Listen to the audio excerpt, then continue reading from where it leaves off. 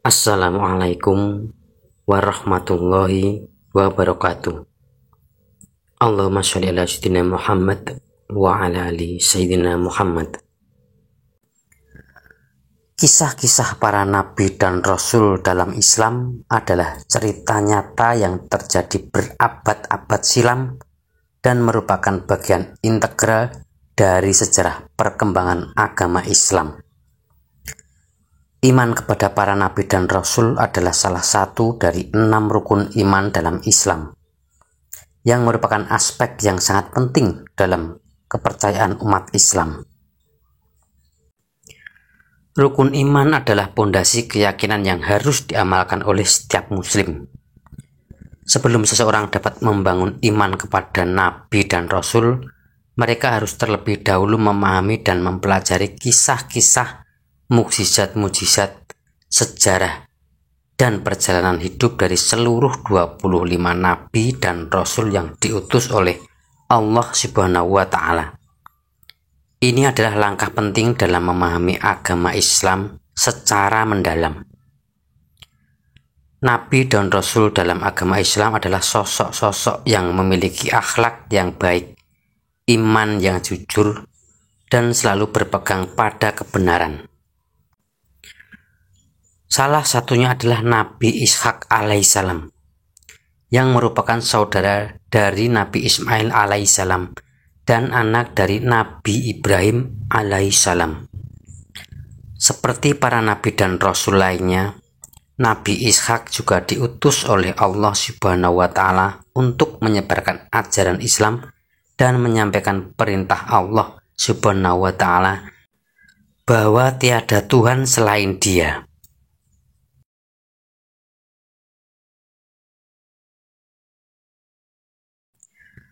Kisah kelahiran Nabi Ishak alaihissalam merupakan cerminan dari keajaiban dan karunia Allah yang tak terduga dalam kehidupan Nabi Ibrahim alaihissalam dan istrinya Siti Sarah.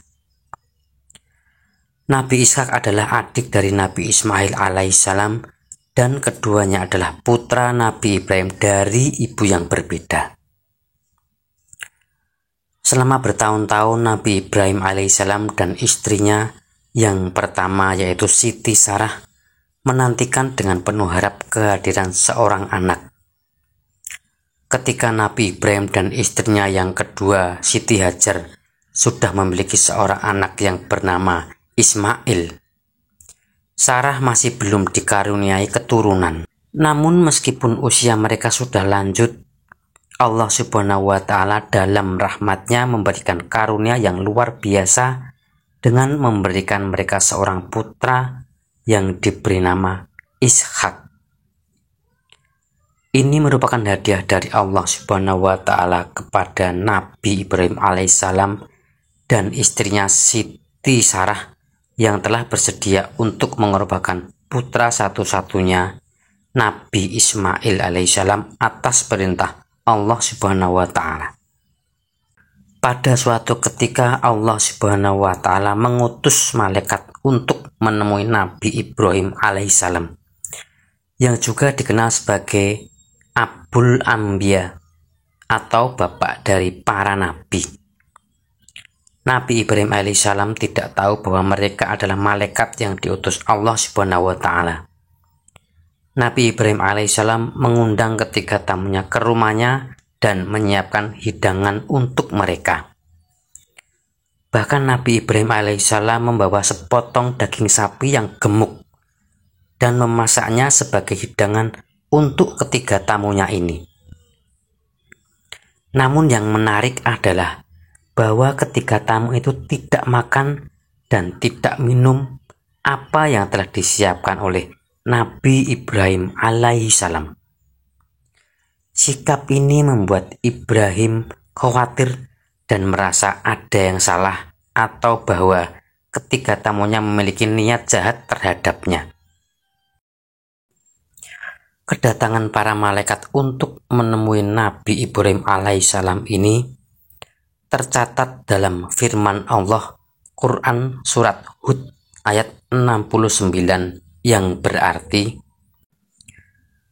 Dan para utusan kami, para malaikat telah datang kepada Ibrahim dengan membawa kabar gembira.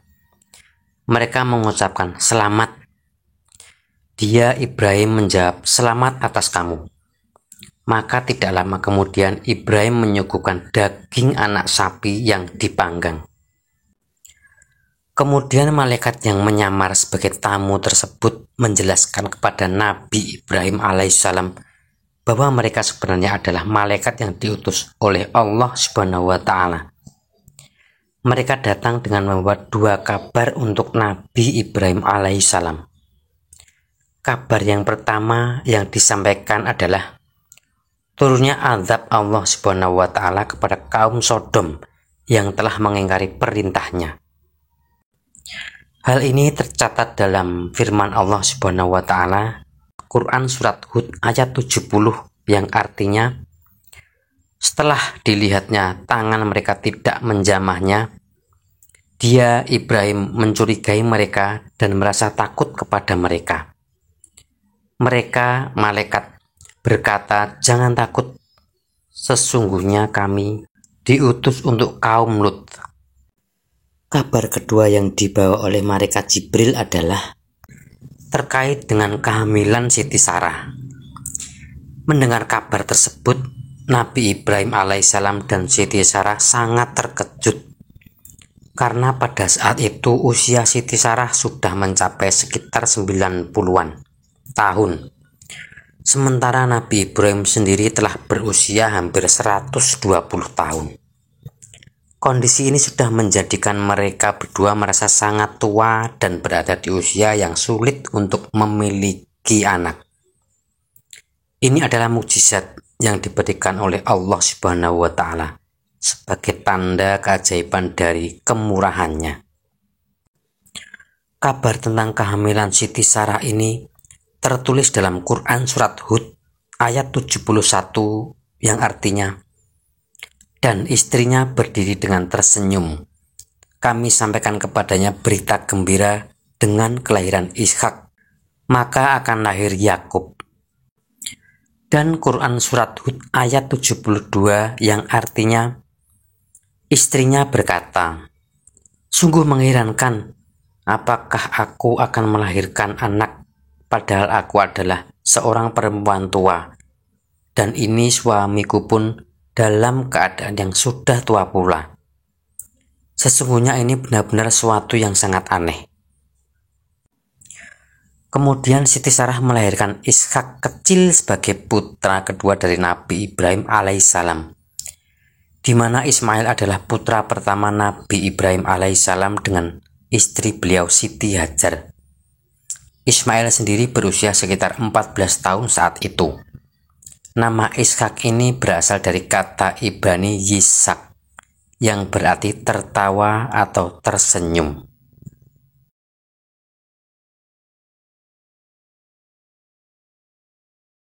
Setelah wafatnya Siti Sarah, yaitu ibu dari Nabi Ishak alaihissalam, Nabi Ibrahim alaihissalam mulai menua, dan Nabi Ishak sendiri belum menikah waktu itu. Dalam situasi ini, Nabi Ibrahim alaihissalam memutuskan untuk mengatur pernikahan bagi anaknya. Dia memerintahkan pelayannya untuk mencari calon istri yang cocok bagi Nabi Ishak alaihissalam. Pelayan tersebut menjalankan perintah itu dengan sungguh-sungguh dan melakukan perjalanan jauh hingga ke Irak untuk mencari istri yang sesuai untuk Nabi Ishak alaihissalam. Pelayan tersebut akhirnya bertemu dengan seorang wanita bernama Ribka atau Rifkah. Mereka akhirnya bertemu dan menikah ketika Nabi Ishak berusia sekitar 40 tahun. Pernikahan ini merupakan bagian dari rencana Allah Subhanahu wa Ta'ala dalam memelihara keturunan para nabi dan menjaga kelangsungan dakwah dan ajarannya. Dalam pernikahan ini, Nabi Ishak alaihissalam lama tidak mendapatkan keturunan dari pernikahannya dengan istrinya Ribka. Hal ini mengingatkan kita pada pengalaman serupa yang dialami oleh orang tuanya, yaitu Nabi Ibrahim alaihissalam dan Siti Sarah ibunya. Istri Nabi Ishak juga mengalami kesulitan untuk memiliki anak dan dianggap sebagai seorang wanita yang mandul. Namun Nabi Ishak tidak merasa putus asa. Beliau selalu berdoa kepada Allah Subhanahu wa Ta'ala dengan tulus dan penuh keyakinan, memohon agar Allah Subhanahu wa Ta'ala memberikan keturunan kepada mereka. Setelah penantian yang panjang, Allah Subhanahu wa Ta'ala akhirnya menjawab doa Nabi Ishak alaihissalam dan istrinya. Ribkah akhirnya hamil dan Allah Subhanahu wa Ta'ala menganugerahi beliau anak kembar di usia senja Nabi Ishak alaihissalam. Anak pertama bernama Aish dan anak kedua bernama Yakub. Kelahiran anak kembar ini menjadi berkah yang luar biasa dan membawa kegembiraan kepada keluarga Nabi Ishak.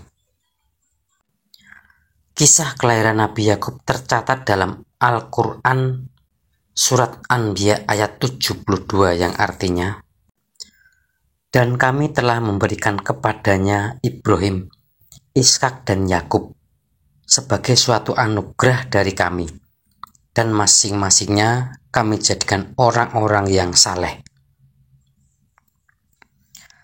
Salah satu dari kedua putra tersebut, yakni Nabi Yakub, kemudian dipilih oleh Allah Subhanahu wa Ta'ala untuk menjadi seorang nabi. Nabi Yakub alaihissalam adalah ayah dari Nabi Yusuf alaihissalam dan Benyamin. Dialah yang menjadi cikal bakal terbentuknya Bani Israel atau bangsa Israel. Sebagai keturunan Nabi Ibrahim alaihissalam, Nabi Yakub memegang peran penting dalam menyebarkan ajaran Allah Subhanahu wa Ta'ala kepada keturunannya. Nabi Ishak dan Rafiqah sebagai orang tua berharap agar kedua anak kembarnya menjadi anak yang saleh dan mengikuti jejak kakek mereka, yaitu Nabi Ibrahim alaihissalam. Untuk mewujudkan hal ini, Nabi Ishak alaihissalam memberikan mereka pelajaran agama dan nasihat-nasihat yang berharga. Salah satu pesan penting yang diajarkan adalah untuk menghindari rasa iri, dengki, maksiat, dan permusuhan. Mereka diajarkan untuk mencintai kedamaian dan beriman kepada Allah Subhanahu wa Ta'ala. Ketika mereka tumbuh dewasa, Ish dan Yakub memiliki perbedaan dalam kepribadian dan minat mereka. Aish tumbuh menjadi seorang pemburu yang tangguh dan tegas. Sementara itu, Yakub selalu tertarik untuk mengikuti ayahnya dalam berdakwah dan mengejar kehidupan yang lebih rohani. Suatu ketika terjadi kesalahpahaman di antara kedua saudara tersebut yang mengakibatkan Aish menjadi sangat marah kepada adiknya Yakub. Untuk mengatasi situasi ini, Nabi Ishak memerintahkan Yakub untuk pergi ke Irak dan menemui saudara istrinya Laban.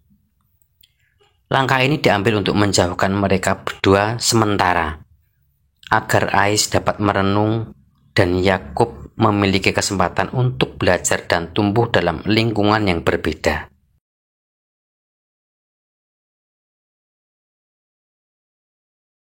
Kisah tentang Nabi Ishak alaihissalam mencatat bahwa Allah Subhanahu wa Ta'ala memberikan umur yang panjang baginya.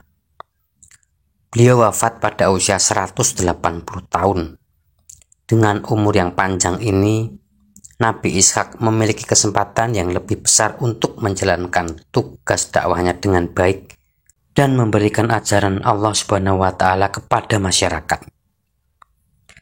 Selain itu, salah satu momen penting dalam hidup Nabi Ishak alaihissalam adalah kemampuannya untuk menyelesaikan konflik antara Yakub dan Aish, putra-putranya, dengan bijaksana, yang menjadi salah satu pencapaian terbesar dalam peran beliau sebagai nabi.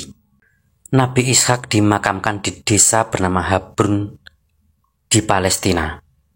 Tempat ini juga dikenal sebagai lokasi di mana ayahnya Nabi Ibrahim alaihissalam berdakwah. Ini adalah tempat yang penuh dengan makna dalam sejarah agama Islam dan menjadi bagian penting dari warisan kenabian yang diwariskan oleh Nabi Ibrahim alaihissalam, Nabi Ishak alaihissalam, dan para nabi-nabi lainnya. Nabi Ishak alaihissalam adalah contoh nyata dari keteguhan hati dan kesetiaan kepada Allah Subhanahu wa Ta'ala dalam menghadapi segala kesulitan dalam dakwahnya. Kisah hidupnya menginspirasi umat Islam untuk selalu menjalani kehidupan dengan akhlak yang baik, iman, dan tekad yang kokoh dalam menjalankan ajaran Islam. Dalam kisah-kisah para nabi dan rasul, umat Islam dapat menemukan contoh-contoh tindakan yang baik dan inspirasi dalam menjalani kehidupan sehari-hari dengan penuh keimanan dan kejujuran. Wallahu a'lam bishawab. Semoga bermanfaat. Wassalamualaikum warahmatullahi wabarakatuh. Allahumma sholli ala sayyidina Muhammad wa ala ali sayyidina Muhammad.